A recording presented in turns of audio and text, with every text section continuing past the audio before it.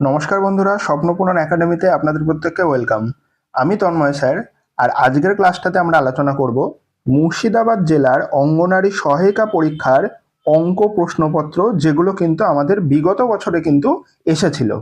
আজকের এই ক্লাসটাতে আমরা মুর্শিদাবাদ জেলায় বিগত বছরে আসা 10টা গুরুত্বপূর্ণ অঙ্কের সম্পর্কে কিন্তু আলোচনা করব, যেগুলো এবারের পরীক্ষার জন্য ইম্পর্টেন্ট রয়েছে। আজকের প্রথম অঙ্ক, একটা পাত্রে 200 ml জল রয়েছে, পাত্রটা থেকে 20% জল তুমি তুলে নিয়েছো, তাহলে কতটুকু জল পড়ে থাকবে? খুবই সহজ অঙ্ক। দেখো, জল তো ছিল প্রথমে 200 ml, আমি সেটা লিখছি 200 ml। এবার 200 ml এর তুমি 20% জল তুলে নিয়েছো, তাহলে 200 ml এর 20% কত? 200 ইন্টু 20/100, আমরা প্রত্যেকেই জানি। তাহলে দেখো, এই যে দুটো শূন্য 100 আর 200 দুটো শূন্য কেটে গেল, তাহলে পড়ে থাকলো কি? তোমার ওপরে পড়ে থাকছে 2 গুণ 20, 20 দুগুণে কত? 40। তাহলে 200 ml জল ছিল, 200 ml জল কিন্তু অলরেডি ছিল আমাদের, আর সেখান থেকে তুমি 40 ml কিন্তু জল তুলে নিয়েছো। তাহলে আর কতটুকু জল পড়ে থাকলো? 200 মাইনাস 40। তাহলে 200 থেকে 40 মাইনাস করলে আমরা কিন্তু অ্যান্সার পাবো 160 ml। আমাদের এই সি নম্বর অপশনটা কিন্তু সঠিক। এবার আমাদের 2 নম্বর অঙ্ক বলছে, সময় মতন যদি বিদ্যুতের বিল জমা দেওয়া হয় তাহলে কিন্তু 10% ছাড় পাওয়া যায়।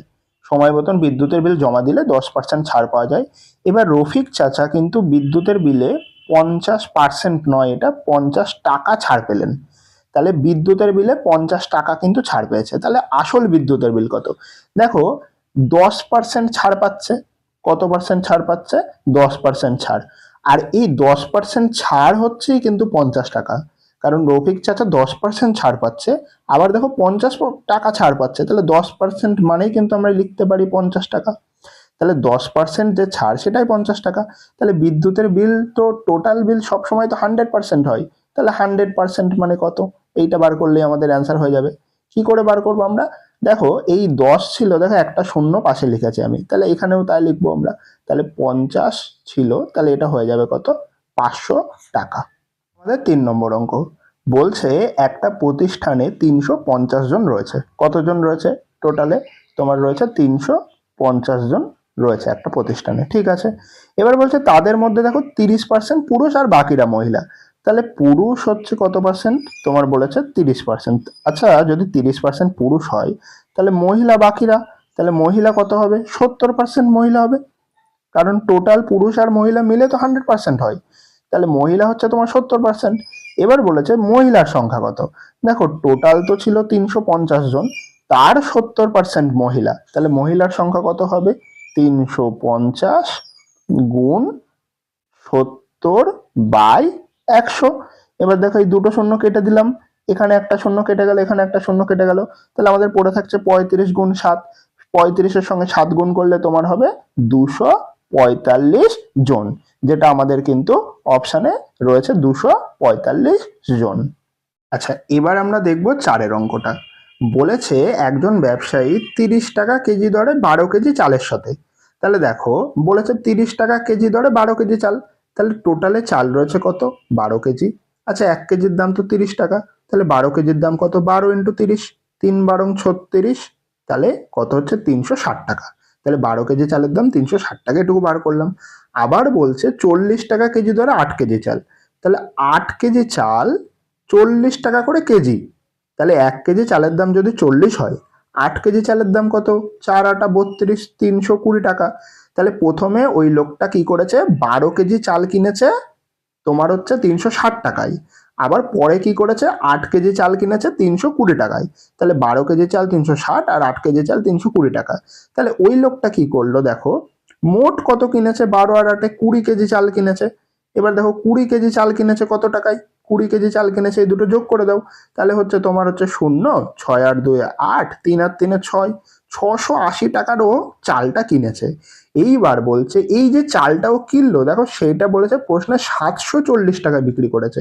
তাহলে আমি বাবা 680 টাকায় কিনেছি, আর আমি বিক্রি করবো হচ্ছে 740 টাকায় বিক্রি করেছি। তাহলে আমার তো অবশ্যই লাভ হয়েছে, আমি বেশি দামে বিক্রি করেছি। তাহলে দেখো লাভ কত হয়েছে? এইটা, এই দুটো ডিফারেন্স, মানে 740 থেকে তুমি 680 বাদ দিয়ে দাও, 680 বাদ দাও, তাহলে 740 থেকে 680 বাদ দিলে তোমার অ্যান্সার কত হবে? দেখো 680 আর 20তে হচ্ছে 700, আর এদিকে 40, মানে 40 আর 20 অ্যান্সার হয়ে গেল তোমার 60 টাকা হচ্ছে ওর লাভ হয়েছে। দেখো অপশানে রয়েছে 60 টাকা। আচ্ছা এবার বাবা 5-এর অঙ্কটা দেখো। 5-এর অঙ্কটা দেখো কি বলেছে, বলেছে এ বি সি এর অনুপাত হচ্ছে 2:3:4। তার মানে যদি কখনো এরকম অনুপাত থাকে যে এ অনুপাত বি অনুপাত সি মানে 2:3:4, তাহলে এখান থেকে তুমি ধরে নিতে পারো, দাঁড়াও আমি লিখি তাহলে বুঝতে সুবিধা হবে। এ অনুপাত বি অনুপাত সি মানে দেখো তোমার রয়েছে 2:3:4, তাহলে এখান থেকে তুমি ধরে নিতে পারো এ সমান সমান 2x, বি সমান সমান 3x, আর সি সমান সমান 4x। অথবা তুমি এ এর মানটাকে একেবারে এই 2 নিতে পারো, বি এর মানটা 3 নিতে পারো, আর সি এর মানটা 4 নিতে পারো। তাহলে আমরা এই রকম নিয়েই কিন্তু অঙ্কটা করব। তাহলে দেখো এ বি সি এর মান আমরা কিন্তু অলরেডি পেয়ে গেছি বা অনুপাতে দেওয়া রয়েছে। এবার আমাদের কি বার করতে হবে? আমাদের বার করতে হবে এ বাই বি অনুপাত বি বাই সি অনুপাত সি বাই এ। মান বসিয়ে দাও, একদম সহজ অঙ্ক, যে কটা প্রশ্ন এসছে প্রত্যেকটাই সহজ। তাহলে দেখো এ বাই বি, এর মান কত 2 আর এটা 3, অনুপাত 3/4 অনুপাত 4/2। এইবার তুমি কি করবে? এবার দেখো নিচে কারা কারা রয়েছে, নিচে রয়েছে 3 রয়েছে, নিচে রয়েছে 4 রয়েছে, নিচে রয়েছে 2। তাহলে এই 3, 4 আর 2 এর তুমি লসাগু করো। লসাগু করলে হবে 12। 3, 4 আর 2 এর লসাগু করলে কত হবে বললাম? 12 হবে। তাহলে প্রত্যেকটাকে, এটাকে এটাকে এটাকে প্রত্যেকটাকে কিন্তু এবার আমরা 12 দিয়ে গুণ করব। তাহলে 12 দিয়ে গুণ করলে কত হবে? 2 গুণ 12/3 অনুপাত 3 গুণ 12/4 অনুপাত 4 গুণ 12/2। দেখো 3 দিয়ে 12কে কাটো, 3 4 12, 4 দিয়ে 12কে কাটো, 3 4 12, 2 দিয়ে 12কে কাটো, 6 দুগুণে 12। তাহলে প্রথমে আমরা পাচ্ছি দেখো 4 দুগুণে 8, আর এদিকে হচ্ছে তোমার 3 তিরিক্ষে 9, আর এখানে পাচ্ছি দেখো 4 6 24। তাহলে অ্যান্সার হচ্ছে 8:9:24। আচ্ছা এবার দেখো 6-এর অঙ্কটা। এবার দেখো 6-এর অঙ্কটা খুব সহজ দিয়েছে, কিন্তু একটু কনফিউজিং প্রশ্ন রয়েছে, লাস্টে উত্তর নিয়ে একটুখানি সমস্যা হতে পারে। দেখো আমি বলে দিচ্ছি। বলছে একটা গাছে প্রথমে 4টে পাখি বসেছিল।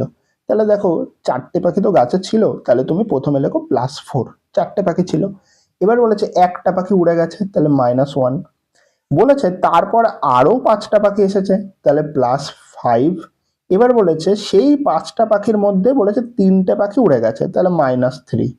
এবার দেখো বলেছে তাহলে প্রথমে যে 4টে পাখি বসেছিল, প্রথমে যে 4টে পাখি বসেছিল, এই প্রথমের গল্পটা বলছে, তার মধ্যে থেকে বলেছে কটা বসে রইলো। তাহলে দেখো প্রত্যেকটা পাখি, এই যে 4টে পাখি, এই যে 5টা পাখির গল্প বলেছে, কিন্তু আমাদের এটার সঙ্গে কিন্তু কোনো সম্পর্ক নেই। আমাদের লাস্টে যে অঙ্কটা বলেছে প্রথমে যে 4টে পাখি ছিল সেখান থেকে এখন আর কটা রয়েছে। প্রথমে 4টে পাখির মধ্যে থেকে তো একটা উড়ে গেছে, তাহলে এখন 3টে পাখি পড়ে রয়েছে। আর যদি অঙ্কটাই বলতো যে এখন টোটালে কটা পাখি রয়েছে, দেখো টোটালে 5 আর 4 9টা পাখি ছিল, আর উড়ে গেছে হচ্ছে 4টে, তাহলে কিন্তু টোটাল 5টা পাখি এখন রয়েছে। কিন্তু প্রশ্নটাই বলেছে প্রথমে যে 4টে পাখি বসেছিল তার মধ্যে কটা বসে রয়েছে, তাহলে অ্যান্সার হবে 3। এবার 7 নম্বর অঙ্কটা বলছে, দেখো 7-এর অঙ্কটা, আমিনা বিবির বেতন হচ্ছে 200 টাকা করে পেত। তাহলে কত পেত? 200 টাকা, প্রত্যেকদিন কাজ করতো, প্রত্যেকদিন 200 টাকা করে পেত। এবার বলছে দেখো, বলছে তার বেতনটা 10% বৃদ্ধি পেয়েছিল প্রথমে। তাহলে 200 টাকার 10% কত? তুমি ডিরেক্ট করতে পারো কাটাকুটি না করে। কিভাবে করবে? দেখো 10% মানে তো 100 টাকায় 10 টাকা, তাহলে 200 টাকায় নিশ্চয়ই কত হবে তোমার? 20 টাকা। তাহলে দেখো 200 টাকা ছিল আর এই 20 টাকাটা বেড়ে গেছে, তাহলে প্রথমবারে গল্পটা কি হলো? ওর বেতন হয়ে গেল 220 টাকা। এইবার বলছে এই যে 220 টাকা বেতনটা হয়েছে, সেখান থেকে কিন্তু বেতন আরো 10% কমে গেছে। তাহলে 220 টাকার 10% কত? 220 গুণ 10/100। এই দুটো শূন্য কেটে দিলাম, এখানে একটা শূন্য, এখানে একটা শূন্য, তাহলে 22 টাকা কিন্তু তার বেতন কমে গেছে। তাহলে দেখো 220 টাকা তো ছিল, আর বেতন কমেছে হচ্ছে কত? তোমার 22 টাকা। তাহলে এবার 220 থেকে 22 কিন্তু বাদ দিয়ে দিলেই কিন্তু আমাদের অ্যান্সারটা পেয়ে যাব। তাহলে বাদ দিলে কত হবে? 220 মাইনাস 22 ইকুয়াল টু 198 টাকা কিন্তু এখন সে বেতন পাচ্ছে। এবার আমরা 8 নম্বর অঙ্কটা দেখব। বলছে একটা বর্গক্ষেত্রের প্রত্যেকটা বাহুর দৈর্ঘ্য 20 সেমি। তাহলে বর্গক্ষেত্রের বাহু কত বলেছে 25 সেমি। বর্গক্ষেত্রের বাহু হচ্ছে তোমার 25 সেমি। তাহলে বলেছে পরিসীমা কত। আচ্ছা, বর্গক্ষেত্রের পরিসীমা মানে কি আমি একটুখানি বলে দিই ছবি এঁকে। ধরো এই হচ্ছে একটা বর্গক্ষেত্র। বর্গক্ষেত্রের গল্পটা কি হয়, বর্গক্ষেত্রের যে চারটে বাহু, এই বাহুটা, এই বাহুটা, এই বাহুটা, এই বাহুটা, এই চারটে বাহু কিন্তু সমান হয়, এটা প্রথম কথা। আর এই চারটে কোণ, এই কোণগুলো কিন্তু 90 ডিগ্রি হবে। তাহলে চারটে বাহু সমান, চারটে কোণও কিন্তু সমান। আর কি ব্যাপার রয়েছে, বর্গক্ষেত্রের এই চারটে বাহু মানে ধরো তুমি এখানটা দাঁড়িয়ে আছো, এই জায়গাটায় মনে করো তুমি কিন্তু দাঁড়িয়ে রয়েছে, এখানটায় তোমার পজিশন। এখান থেকে তুমি হাঁটা শুরু করলে, এখান দিয়ে গেলে, এখান দিয়ে গেলে, এখান দিয়ে গেলে, এইরকম গিয়ে আবার এই জায়গায় আসলে, তাহলে তুমি কতটা ডিস্টেন্স কভার করলা, সেইটাই হচ্ছে কিন্তু বর্গক্ষেত্রের পরিসীমা। তাহলে এই বর্গক্ষেত্রের পরিসীমা মানে হচ্ছে এই চারটে বাহুর যোগফল, আর চারটে বাহু সমান। তাহলে আমরা পরিসীমা বলতে পারি 4 গুণ 25, তাহলে 4 25 হবে 100। আর পরিসীমা যখন বার করব তখন কিন্তু ইউনিটটা আমাদের সেমিতেই থাকবে, যেটা বাহুর একক সেটাই কিন্তু পরিসীমার একক। যখন ক্ষেত্রফল বার করব তখন কিন্তু এটা বর্গ সেমি হয়ে যাবে। তাহলে এখানে অ্যান্সার হচ্ছে 100 সেন্টিমিটার। আচ্ছা, এবার হচ্ছে দেখো 9 অঙ্কটা। এবার 9 অঙ্কটা তো একটা ছোট্ট জিনিস বলেছে, যে ত্রিভুজের সবকটা বাহুর দৈর্ঘ্য সমান। এই প্রশ্নটা কিন্তু এসেছিল মুর্শিদাবাদ জেলায়।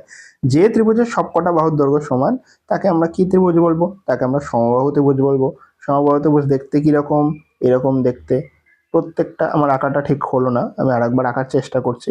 এই যে এই বাহুটা, এই বাহুটা আর এই বাহুটা, এটা কিন্তু সমবাহু ত্রিভুজ। আচ্ছা, তিনটে বাহুই কিন্তু সমান। ধরো এরকম থাকতো, মানে এই বাহু একটা রয়েছে, এই বাহু একটা রয়েছে, আর এটা এরকম, মানে যদি দুটো বাহু সমান তাহলে কিন্তু সেটা সমদ্বিবাহু ত্রিভুজ। আচ্ছা, আর যদি ধরো এই তিনটে বাহু আলাদা, এই বাহুটা এরকম, এই বাহুটা এরকম, এই বাহুটা এরকম, তাহলে কিন্তু এটাকে আমরা বলবো বিষমবাহু ত্রিভুজ। আর যদি এরকম থাকতো, মানে একটা যদি লম্ব থাকতো, তাহলে তাকে আমরা বলতাম সমকোণী ত্রিভুজ। যাক, এখানে কিন্তু উত্তরটা হবে তোমার সমবাহু ত্রিভুজ। আজকের ক্লাসের আমাদের লাস্ট অঙ্ক 10 নম্বর অঙ্ক, যেটা মুর্শিদাবাদ জেলায় সহায়িকা প্রশ্নে এসছে। একটা বৃত্তের ব্যাসার্ধ হচ্ছে 18 সেন্টিমিটার। বৃত্ত দেখতে কেমন, এই একটা বৃত্ত, এটাকে কেন্দ্র বলবো, এখান থেকে এইটুকু ব্যাসার্ধ বলবো। তাহলে এই ব্যাসার্ধটা বলেছে 18 সেন্টিমিটার। তাহলে ক্ষেত্রফল কত। আচ্ছা, বৃত্তের ক্ষেত্রফলের তো একটা সূত্র রয়েছে, সূত্রটা হচ্ছে পাই আর স্কোয়ার, মানে পাই ইন্টু ব্যাসার্ধের স্কোয়ার। তাহলে পাইটাকে পাই বসাও তুমি, আর আর এর মান দেখো দিয়ে দিয়েছে 18। তাহলে 18 গুণ 18, 18 গুণ করলে কত হবে তোমার, হবে 324। তাহলে 324 আর এই পাইটা বসে গেল, তাহলে অ্যান্সার হলো 324 পাই। এবার দেখো এই 324 পাই ক্ষেত্রফল, এটা অ্যান্সার, এই যে উত্তরটা রয়েছে এখানে 324 পাই। আমাদের কিন্তু ইতিমধ্যে তিনটে ব্যাচ কিন্তু ইতিমধ্যে চালু রয়েছে। একটা হচ্ছে ICDS পরীক্ষার ব্যাচ, পশ্চিমবঙ্গ পঞ্চায়েত পরীক্ষা, প্রাইমারি এবং কিন্তু আপার প্রাইমারি। অতএব কিন্তু এখন একটা সুবর্ণ সুযোগ, সামনে কিন্তু অনেক পরীক্ষা রয়েছে। অতএব আপনারা সময় নষ্ট না করে সঠিক গাইডেন্স পেতে যোগাযোগ করুন এই নাম্বারে। এখানে কিন্তু রেগুলার ক্লাস হবে, PDF দেওয়া হবে, এবং আমি পার্সোনালভাবে কিন্তু আপনাদের প্রত্যেককে গাইডেন্স দেব। আপনারা এর মধ্যে যে কোনো একটা কোর্স নিতে পারেন মাত্র 399-এ। আজকের ক্লাসটা কেমন লাগলো সবাই কমেন্ট করে জানাবেন, এবং এই তথ্য যদি আপনাদের কাজে লাগে তাহলে বন্ধু বান্ধবদের শেয়ার করবেন। চ্যানেলটাকে যারা সাবস্ক্রাইব করেননি সাবস্ক্রাইব করবেন, এবং অবশ্যই একটা লাইক করে দেবেন। ধন্যবাদ।